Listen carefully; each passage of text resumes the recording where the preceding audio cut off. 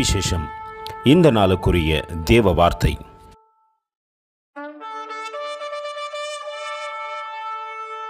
Thus said the Lord, the King of Israel, and his Redeemer, the Lord of hosts, I am the first, and I am the last, and beside me there is no God. Isaiah 44:6.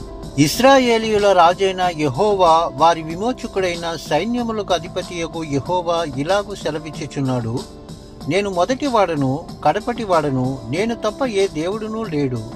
యెషయా గ్రంథం 44వ అధ్యాయం 6వ వాక్యం. நான் முந்தினவரும் நான் பிந்தினவரும் தானே, என்னை தவிர தேவன் இல்லை என்று இஸ்ரேலின் ராஜாவாகிய கர்த்தரும் சேனைகளின் கர்த்தராகிய அவனுடைய மீட்பரும் சொல்லுகின்றார். ஏசாயா 44:6. அன்பின் தேவ பிள்ளைகளே, நாம் தொழுது கொள்கின்ற தேவன் முந்தினவரும் பிந்தினவருமாய் இருக்கிறார்.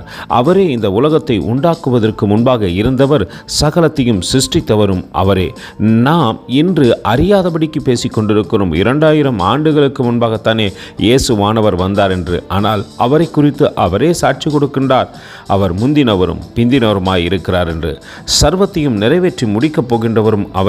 கடைசி காலத்திலே நம் கண்களுக்கு முன்பாக தோன்றி நம்மை நியாய தீர்ப்பிலே நிறுத்துகின்றவரும் அவரே. அந்த அன்பின் தேவனுக்கு நேராய் நம்மை தாழ்த்தி தரைமட்டும் ஒப்புக் கொடுப்போமா?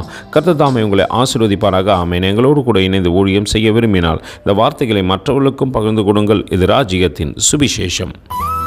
Thank you for watching. God bless you.